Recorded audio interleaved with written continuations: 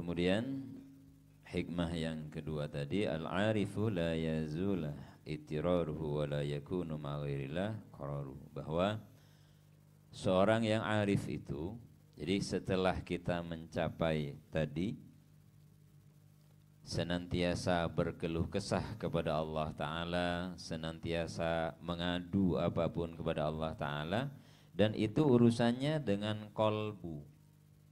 Makanya kalau mau curhat, curhatlah kepada yang maha tidak terbatas. Jadi jangan curhat kepada yang terbatas kemampuannya. Di kalimat sebelumnya Ibnu Athaillah menjelaskan bagaimana kamu akan curhat. Kaifa ayyarfa'a ila ghairihi, bagaimana engkau akan mengangkat seluruh kebutuhan kamu kepada selainnya, padahal selain Allah itu tidak punya kemampuan. Sehingga akan lebih asyik sebenarnya kalau kita berusaha untuk membangun keintiman dengan Allah. Artinya membangun kedekatan dengan Allah Ta'ala. Jangan hanya berusaha mengingat Allah di saat kita sholat, tetapi latihlah diri mengingat Allah Ta'ala secara khusus. Kapan itu? Dengan cara berzikir. Jadi dengan cara berzikir, karena sholat itu sendiri pengertiannya secara fikih juga zikir. As-sholatu ad-du'a, as-sholatu az-zikir. Bahwa sholat itu adalah doa dan sholat itu adalah zikir. Dari mana ketika sholat disebut sebagai zikir? Jadi kul innani anallah la ilaha illa ana fa'budni wa aqimis sholata li dzikri. Jadi dan dirikanlah sholat untuk mengingat dan menyebut-nyebut aku, katanya Allah Ta'ala. Jadi kalau ingin belajar mengingat Allah itu di dalam sholat. Tapi biasanya di saat sholat kita bukan ingat Allah. Yang kita ingat itu bacaan. Yang kita ribetkan oleh pikiran itu bacaan. Terus orang sholat itu sebenarnya bagaimana? Orang sholat itu maka antara pikirannya, akalnya dan kolbunya itu harus selaras. Harus selaras. Jadi akal mengingat kepada bacaan, hati menyebut Allah. Emang bisa begitu? Ya sangat bisa, karena memang antara hati dan akal ini diberikan fungsi masing-masing oleh Allah Ta'ala. Hanya saja akal yang sudah tunduk kepada kolbu yang bisa digiring untuk melakukan ini. Tetapi ketika akal ini belum tunduk kepada kolbu kita, kepada hati ini, maka ketika lisan membaca kalimat bacaan sholat, pikiran ingat kepada hal-hal yang lain. Hati ingat kepada hal-hal yang berbeda, bukan mengingat Allah Subhanahu wa Ta'ala. Makanya di situ perbedaannya, bahwa al-arif itu la yazulu ittiraruhu, bahwa al-arif itu akan senantiasa akan senantiasa merasa butuh kepada Allah Ta'ala, karena dia ingatannya selalu tersambung kepada Allah Ta'ala. Dan dalam kalimat yang lain, siapakah arif itu?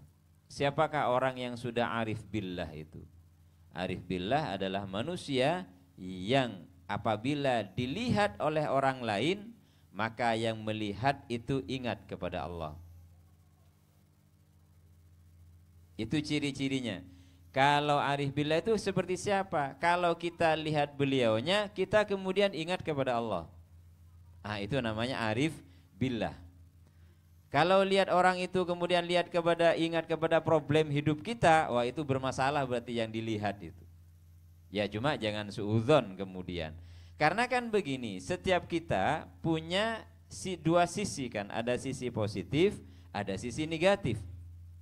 Ah, para arifina billah itu adalah manusia-manusia yang kemanapun beliau melangkah itu membawa aura atau membawa energi positif terus menerus. Sehingga ketika siapapun yang melihat beliaunya pasti akan tunduk dan ingat kepada Allah Ta'ala. Hanya kalau orang sekarang, apakah ada orang yang sudah seperti, yang masih seperti ini? Ya wallahu a'lam.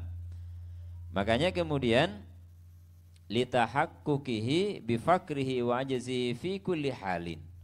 Jadi orang arif itu akan senantiasa merasa butuh kepada Allah Subhanahu wa taala dan merasa lemah dalam setiap keadaan. Jadi merasa lemah dalam setiap halnya, wala yakunu ma'a ghairillah qararuhu, dan senantiasa bersandar kepada Allah Subhanahu wa taala. Jadi kalau arif billah itu ittiraruhu daimun, rasa butuhnya kepada Allah taala terus menerus. Kita ini kadang ya, tidak tahu, ini saya sendiri, saya tidak akan bahas orang lain. Kadang karena sudah kegiatan rutin, berangkat ke kantor, berangkat ke sekolah, itu lupa kadang untuk minta selamat, untuk minta keberkahan, itu lupa. Kenapa? Karena sudah menjadi aktivitas rutin. Jadi itu adalah rutinitas. Jangan sampai yang kita lakukan tiap hari itu semuanya adalah rutinitas. Tapi bagaimana yang kita lakukan tiap hari itu memiliki nilai, memiliki makna. Gimana untuk memiliki makna? Maka untuk memiliki makna, sebuah perbuatan itu harus disambungkan dengan Allah Ta'ala wa Rasuluh, baru akan bernilai itu. Salat yang jelas menghadap kepada Dia, kalau dilakukan tidak dengan mengingat Allah dan Rasulnya, maka juga tidak akan pernah bisa memiliki nilai kepada kita. Kita ini kan sholat semua, tapi kenapa sholat isi hatinya masih kedengkian, kebencian, kekesalan, kemarahan, dan semua hal dari penyakit-penyakit hati itu bertumpuk dalam diri kita. Padahal katanya kita ini sholat. Berarti sholat kita belum memiliki nilai, belum memiliki makna. Bahkan sholat kita mungkin hanya nyampe standar fikih. Apa standar fikih? Syah secara rukun, kemudian syarat-syarat wajibnya terpenuhi, syarat sahnya juga terpenuhi. Maka sholat demikian apakah tidak baik? Itu sudah sangat bagus secara fikih. Tetapi manusia tidak hanya bisa hidup dengan fikih saja. Manusia itu harus hidup juga dengan ilmu kalam, harus hidup dengan ilmu tauhid juga, dan kemudian harus hidup dengan ihsan. Apa ihsan itu? Yang diajarkan melalui apa? Melalui ilmu tasawuf. Li syuhudi imkanihi mulazim fahuwa muttarrun ila rabbin nas. Jadi senantiasa butuh kepada Allah Ta'ala. Siapa? Yaitu para arifina billah. Gitu. Jadi para arifina billah senantiasa butuh kepada Allah Subhanahu wa Ta'ala, al-mumiddi lahum ala mamaril anfas yatslu abadan ta'ala al-wahidus samadu an ayyastaghniya anhu ahadun. Maka orang-orang seperti ini bagaimana? Senantiasa iftikor ilallah, merasa butuh kepada Allah Subhanahu wa Ta'ala. Makanya dalam sebuah munajatnya Sayyidina Ali pernah mengajarkan kita sebuah munajat, sebuah doa yang di dalamnya ada kalimat begini: Allahumma ufirli zamaratil alhad wa saqatatil alfat wa sahawatil jinan wa hafawatil lisan. Allahumma aghnini bil iftikor ilaik. Ya Allah, kayakan hati saya, penuhi hati saya dengan rasa kaya. Kaya apa? Kaya akan butuh kepada engkau. Jadi senantiasa butuh kepada Allah Ta'ala maksudnya. Jadi tidak pernah meninggalkan Allah, tetapi senantiasa butuh kepada Dia. Itu yang diharapkan. Jadi yang diminta oleh Sayyidina Ali kepada Allah Ta'ala, bagaimana kita merasa butuh terus menerus. Pernahkah kita bayangkan pada saat kita mau tidur, andaikan ruh saya ini tidak dikembalikan nanti misalnya. Enggak pernah, begitu kita capek ya sudah tidur gitu. Padahal ada seorang ulama yang mengajarkan ketika engkau mau tidur, mintalah ampun. Khawatir tidurmu adalah kesadaran terakhirmu. Artinya apa? Ya Allah, sebelum saya tertidur, saya mohon ampun atas semua kesalahan saya. Saya khawatir ini adalah jadwal terakhir saya menghirup nafas dan ternyata harus pindah ke alam barzah misalkan. Kalau manusia sering melakukan itu, maka itu berarti dia merasa butuh untuk dihidupkan lagi setelah tidur itu. Untuk dikembalikan lagi alam sadarnya, alam sukmanya. Di sini pernah dijelaskan bahwa kita saat ini hidup menggunakan kesadaran akal, bukan menggunakan kesadaran hati. Sehingga kesadaran akal itu terikat dengan semua yang nyata. Itu kesadaran akal, sesuatu yang tidak nyata, akal akan keberatan untuk menerimanya.